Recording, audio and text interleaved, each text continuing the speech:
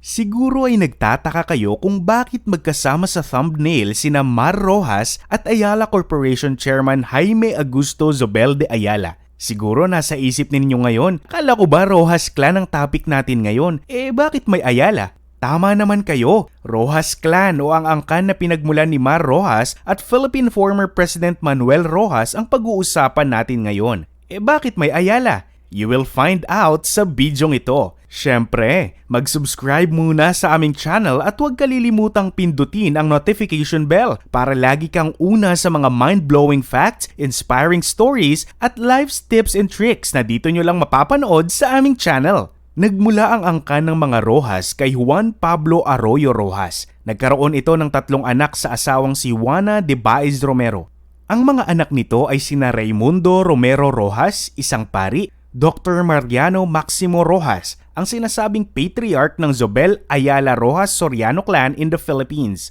O diba, talagang the family that started it all. 4 na clan na agad ang matitrace ang lineage mula kay Dr. Mariano Maximo Rojas. Pero paano ba siya naging patriarch ng 4 na clans na ito? Nagkaroon ng 3 anak na lalaki si Dr. Mariano Maximo Rojas sa asawa nitong si Ana Maria de Oreta Rojas. Ito ay sina Raimundo Rojas, Domingo Oreta Rojas at Antonio Oreta Rojas.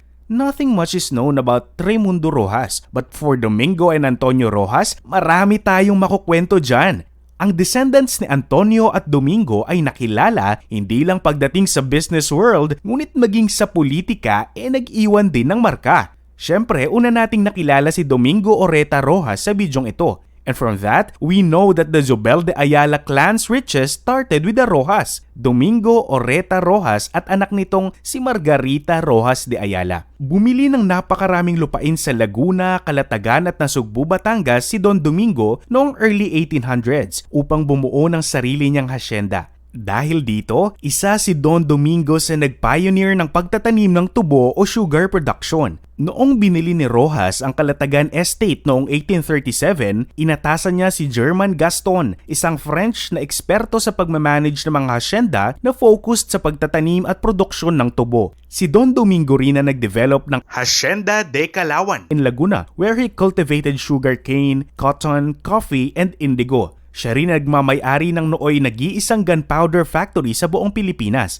Kaya naman noong 1800s, isa siya sa tinatawag na leading Creoles in the Philippines. Kahanay lang naman niya rito si Jose Damaso Goricho na nag-acquire ng eskolta at ang pinagmulan ng kayamanan ng Pardo de Tavera clan. Si Don Domingo ay kilala rin bilang isang liberal at progresibo. Bagamat isang immigrant sa Pilipinas na nooy colony ng Espanya, champion o advocate ng mga ipinaglalaban ng Pilipino at Indio si Don Domingo. Suportado nito ang pantay na pagtrato sa pagitan ng colonizer at colonized at against din ito sa sugar and alcohol monopoly. At dahil nga rito ay 3 beses nakulong si Don Domingo. 3 beses kasi itong na-associate sa 3 magkakaibang revolt o pag-aalsa. Sa pangatlong beses na ito ay nakulong sa Fort Santiago, personal pang dumulog ang anak nitong si Margarita de Ayala kay Queen Isabella II of Spain para makalaya ang ama. Sa kasamaang palad, hindi na nakalayang buhay mula sa pagkakakulong si Don Domingo. Sa pagpanaw ni Don Domingo ay pinatakbo ng 3 niyang anak ang naiwan niyang land holdings at negosyo. Si Margarita de Ayala at asawang si Antonio de Ayala, na business partner din ni Don Domingo, ang nanguna sa Casa Rojas, ang precursor ng Ayala y Compañía na kilala natin ngayon bilang Ayala Corporation. Samantala, gaya ng kanilang ama ay kilala ring philanthropist ang magkapatid na Mariano Rojas at Margarita de Ayala. Dinonate ni Margarita sa Sisters of Charity ang 3.5 hectare La Concordia Estate sa Paco, Manila para gawing isang paaralan. Tinawag ang paaralan na Colegio de la Inmaculada Concepcion de la Concordia na ngayon ay kilala natin bilang La Concordia College. Habang si Mariano naman ay financer ng Academia de Dibujo y Pintura de Manila, ang first art school in the Philippines. At sina Juan Luna at Felix Resurrección Hidalgo lang naman ang mga naging estudyante nito. Ang anak naman ni Margarita at Antonio de Ayala na si Trinidad de Ayala ay naging asawa ni Jacobo Zobel, kung saan nagmula ang Zobel de Ayala clan ngayon. Anak naman ni na Trinidad at Jacobo si Enrique Zobel de Ayala na gumawa rin ng sarili nitong pangalan sa business world bukod sa Ayala y Compañía. Noong 1903 ay itinatag ni Enrique ang La Porcelanica, the first modern ceramics factory in the Philippines at ang Filipinas Compañía de Seguros in 1913. Nag-venture rin ito sa insurance and finance industry at naging Vice President of Insular Life Assurance Company at Director of Bangko Espanyol Filipino. Binakasalan ni Enrique ang kanyang pinsan mula sa tiyuhing si Pedro Pablo Rojas. O marami siguro ang tumaas ang kilay nang marinig ninyo na pinakasalan ni Enrique ang kanyang pinsan. Tandaan, noong 19th century ay talagang uso pa ang incestuous relationship lalo na sa mayayamang pamilya to concentrate the family's power and wealth among themselves. Pinakasalan ni Enrique ang kanyang pinsan na si Consuelo de Ayala Rojas at nagkaroon ng 3 anak na sina Jacobo Zobel, ang ama ni Enrique Zobel na siyang tatay naman ni present San Miguel Corporation majority stockholder Inigo Zobel. Alfonso Zobel, ang ama ni former Ayala Corporation Chairman Jaime Fitz Zobel de Ayala. At syempre, lolo ni Ayala Corporation current Chairman Jaime Augusto Zobel de Ayala at Ayala Corporation President Fernando Zobel.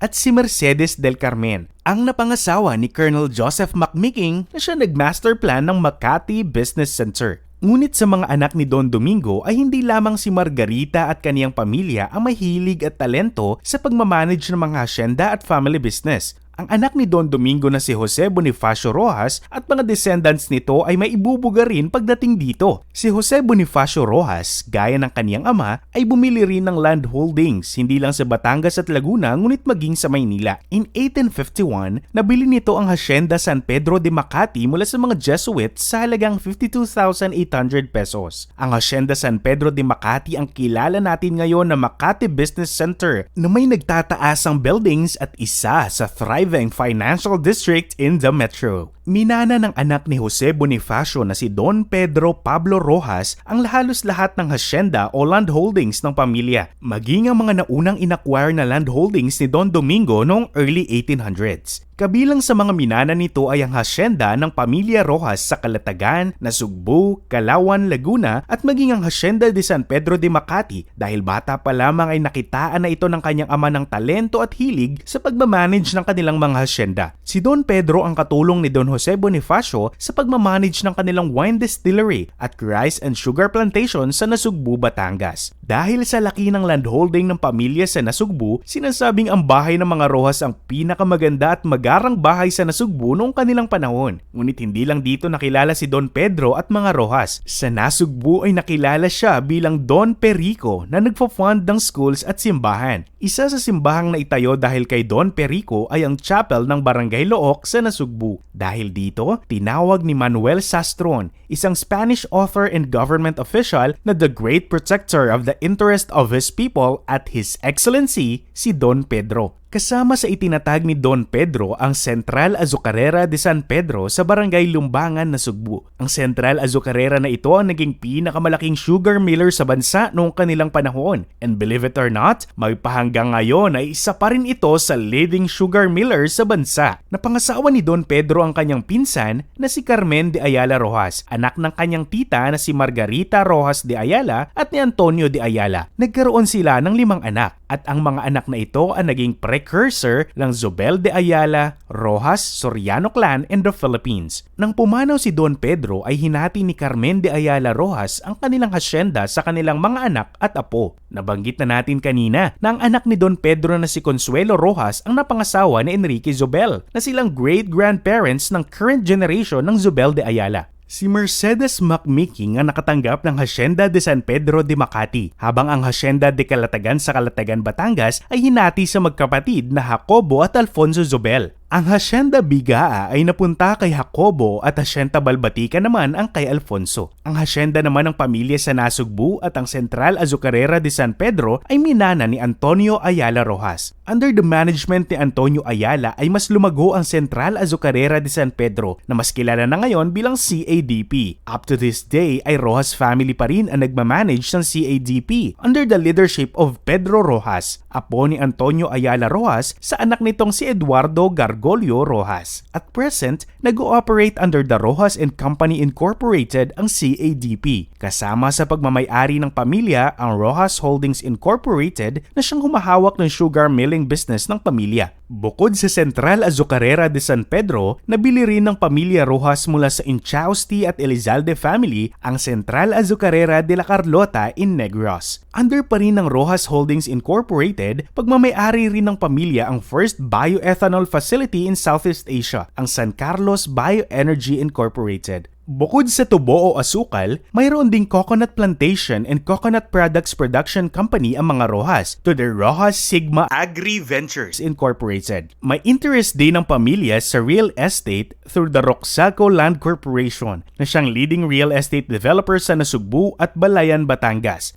Kasama sa dinevelop ng kumpanya ang subdivisions na Montana at Hacienda Palico at Landing Townhomes sa Nasugbu, the Orchards 1 and 2 sa Balayan, Batangas. Sila rin ang nagmamay-ari ng San Antonio Memorial Garden sa Nasugbu pa rin. Ngunit mas nakilala ang Roxaco Land Corporation sa luxury resort nito sa Tagaytay, which is the Ania Resort and Residence Tagaytay. And going back to Don Pedro and Carmen de Ayala Rojas, ipinamana naman ng mag-asawa ang kanilang hasyenda sa Laguna sa anak nilang si Margarita Ayala Rojas at sa asawa nitong si Eduardo Soriano. Minana ni Margarita ang hasyenda de Canluan sa Laguna. At talagang Rojas clan ang family that started it all. Kasi naman, ang anak ni na Margarita Ayala Rojas at Eduardo Sainz na si Andres Soriano ay isa sa founder ng Philippine Airlines. Isa rin si Andres Soriano sa key persons sa pagpapalago ng San Miguel Corporation after World War II. Si Andres din ang founder ng A. Soriano Corporation na siyang developer ng Amanpulo Resort. Samantala, ang mga apo naman ni Andres Soriano na sina Eduardo Soriano at Andres Soriano III ay kilala rin sa business world. Si Andres Soriano III ay nakilala rin bilang Chief Executive ng San Miguel Corporation, ngunit mas naging kilala na ito when he led the world's largest independent port terminal operator, the International Container Terminal Services Incorporated, na currently ay under ng management pa rin ng A. Soriano Corporation. Si Andres Soriano III din ang current chairman ng A. Soriano Corporation, habang si Eduardo Soriano naman ay nagmamanage ng Hacienda Calauan na kanila pang minana mula kay Don Pedro Ayala. Kung dati ay tubo at palay ang tinatanim ng pamilya Soriano Rojas sa hacienda, ngayon ay isa na itong dairy farm at dairy products manufacturing firm.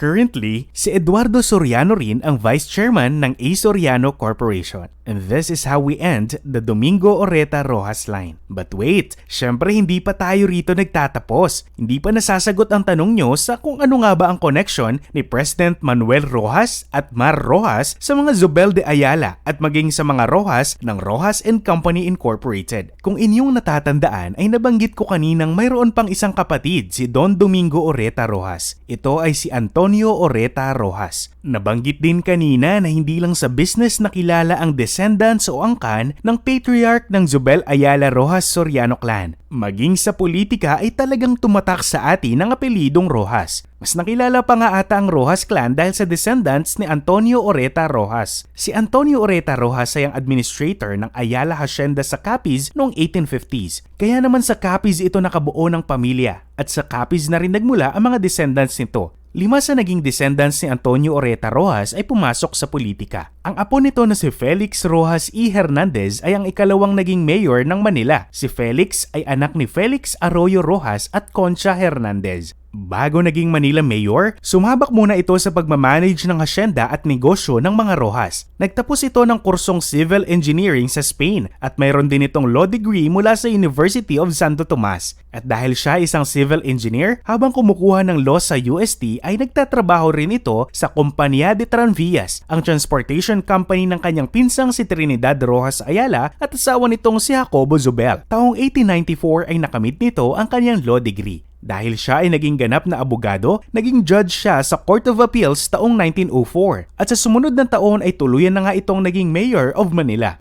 Ngunit hindi bago ang pangalang Felix Rojas sa mga Pilipino, lalo na sa mga taga-Maynila noon dahil ang ama ni Felix Hernandez Rojas Jr. na si Felix Rojas ay ang first Filipino architect. Siya lang naman na nagdisenyo ng Santo Domingo Church in Intramuros at San Ignacio Church. Siya rin ang nagdisenyo ng mga bahay ng mga tanyag na pamilya ng Old Manila gaya ng Casa Hidalgo ng mga Enriquez, Zamora House Quiapo na siyang ancestral house ng founder ng sikat na vitamins na Tiki Tiki at ang Paterno House sa Quiapo. Naging first Filipino architect si Felix Rojas matapos makapagtapos sa prestihiyosong Royal Academy of Fine Arts in San Fernando, Spain. Nang makauwi sa Pilipinas, nag-apply ito ng personal kay Queen Isabel II para maging Maestro de Obras y Director de Caminos Vecinales or Director of Neighborhood Roads sa Maynila. Successful naman sa pag-apply na ito si Felix Roxas at kinalaunan naging Arkitekto del Ayuntamiento o City Architect at noong 1865 ay naging Director de Obras Públicas de la Provincia de Manila. Nakilala si Felix Roxas dahil sa neoclassical styles nito, bunga ng pag-aaral ng arkitektura sa United Kingdom at Spain. Ngunit talagang tumatak ang pangalang Roxas sa marami sa atin dahil sa descendants ng anak ni Antonio Roxas na si Juan Roxas y Arroyo.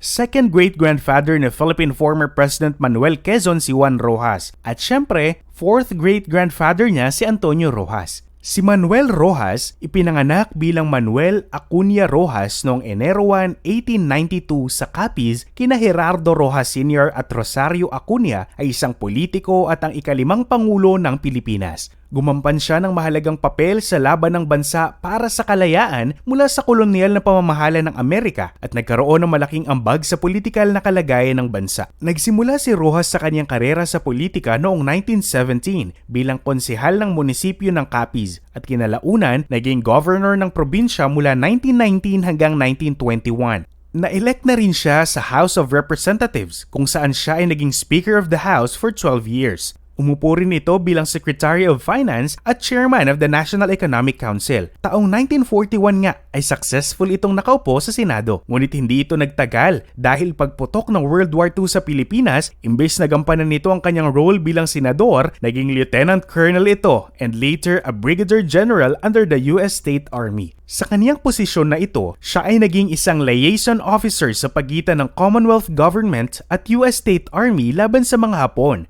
Dahil dito, hinuli ng mga Hapon si Roxas taong 1942. Year 1945 naman, naging Senate President ito and at the following year sa pagtatapos ng paghahari ng mga Hapon at Amerikano sa bansa, binuo nito ang kilala natin ngayon na Liberal Party. Under the Liberal Party, tumakbo ito sa pagka-presidente, kaya naman siya naging 5th President of the Republic of the Philippines and the 1st President of the post-colonial and independent Philippines. Sumunod naman sa yapak ni Manuel Roxas ang anak nitong si Gerardo de Leon Roxas o si Senator Jerry Roxas. Gaya ng kaniyang ama, nag-umpisa bilang governor ng Capiz si Jerry at naging miyembro ng House of Representatives of the Philippines representing the 1st District of Capiz. In 1963, he was elected as a senator and served in the Philippine Senate for 2 terms from 1963 to 1972. Bilang senador, kampiyon ng land agrarian reform at labor rights si Jerry. Isa rin ito sa kilalang kritiko ni President Ferdinand Marcos noong martial law. Kaya naman ito ay kasama sa libong political prisoners noong martial law. Habang nakakulong ay dito na namatay si Jerry Roxas. Ngunit ang mapait na sinapit ni Jerry Roxas bilang isang politiko ay hindi naging hadlang para sumunod sa yapak nito ang kanyang dalawang anak, sina Gerardo Roxas Jr. at si Manuel Mar Araneta Roxas II. Unang sumabak sa politika ang anak nitong si Gerardo Dingoy Roxas. Gaya ng kaniyang ama at lolo, pareho ang steps na tinahak na landas ni Dingoy para mapunta sa national level. Nirepresent din ito ang 1st District ng Capiz sa House of the Representatives mula 1987 hanggang 1993. Dito, siya ang tinawag na youngest elected representative dahil 26 years old lamang ito nang maupo sa Kongreso. Sa kasamaang palad, kinuha ng sakit na colon cancer ang buhay ni Dingoy habang ito ay nagsisilbing kongresista. April 4, 1993, sumakabilang buhay ito. Sa pagpanaw ni Dingoy, humalili sa kanya ang kapatid na si Mar Roxas. Isang banker sa US si Mar Roxas. Sa katunayan, wala itong balak na pumasok sa politika. Isa siyang banker sa New York, malayo sa political clan na kanyang pinagmulan. Ngunit dahil nga sa biglang pagpanaw ng kanyang kapatid, itunuloy nito ang legacy ng mga Roxas bilang isang political clan. Unang sabak ni Mar sa politika ay bilang House Representative ng 1st District of Capiz noong 1993, ang posisyong iniwan ng kanyang kuya Dingoy. Kinalaunan, bumaba ito sa pagkakongresista para maging Secretary of Trade and Industry ni Pangulong Erap Estrada at Gloria Macapagal. Dahil sa pagiging trade secretary nito, inadapt niya ang moniker na Mr. Palengke at kinilala rin bilang father of BPO industry ng mga BPO investors sa bansa dahil siya umano ang nagpalago ng husto sa BPO industry. Noong 2010 national elections, umugong balitang tatakbo ito sa pagka-presidente at standard bearer ng Liberal Party. ngunit ito ay nag-give way sa matalik na kaibigan na si Benigno Noynoy Aquino III. Sa halip, ito ay tumakbo na lamang bilang vice-presidente. Ngunit hindi siya pinalad sa kanyang vice presidential bid at sa halip ay nagsilbi na gabinete ng kanyang running mate na si Noynoy. He served as DOTC Secretary at kinalaunan DILG Secretary matapos mamatay ni Jesse Robredo sa isang plane crash sa Masbate. Pagdating naman ng 2016, muli itong sumabak sa eleksyon. Sa pagkakataong ito ay sa pagkapresidente naman. Ngunit sa kasamaang palad, natalo pa rin siya kay President Rodrigo Duterte. And here's more. Alam nyo ba na half-cousin ni Mar Rojas ang beauty queen na si Margie Moran o Maria Margarita Rojas Moran Floyrendo sa totoong buhay? Yes, sila ay half-cousin. Technically, first cousins dahil ang nanay ni Margie Moran na si Rosario Rojas Moran ay anak ni Manuel Rojas kay Juanita McKelvain. Parehong apo ni dating President Manuel Rojas, sina Mar Rojas at Margie Moran. And that is how, somehow, Mar Rojas is related to the Zobel Ayala clan and to the Soriano and Rojas of Laguna and Batangas. Sa dami ng pamilya o individual, and take note, hindi lang basta pamilya o individual, ngunit mga successful at talaga namang magaling at pioneers sa kanilang respective industry na nanggaling mula sa Rojas clan, talagang sila ang family that started it all. From the oldest conglomerate, first president of the pre-colonial Philippines, first architect, first airline, parang tinalo na nila ang napakalaki rin at equally successful na Araneta family, the family of first. Maging ang second nga ay kinuha na ng mga Rojas, second Miss Universe of the Philippines, second Mayor of Manila, at marahil ay marami pang ibang first and seconds ang maibibigay ng Rojas clan for the years that will follow. Ano kaya ang mga ito? May idea ba kayo? I-share nyo naman sa amin by commenting below. And the Competitive Investor Channel is growing and getting more competitive. Kasi ngayon, hindi na lang mga Pinoy billionaires, inspiring stories, and latest trends ang mapapanood nyo mula sa amin. Dahil ngayon, mapapanood na sa The Universalist, ang pangmalakasang English documentaries, mapapolitika, business, and any topic under the sun. Nasa Universalist yan. Hatid sa inyo ng The Competitive Investor Channel.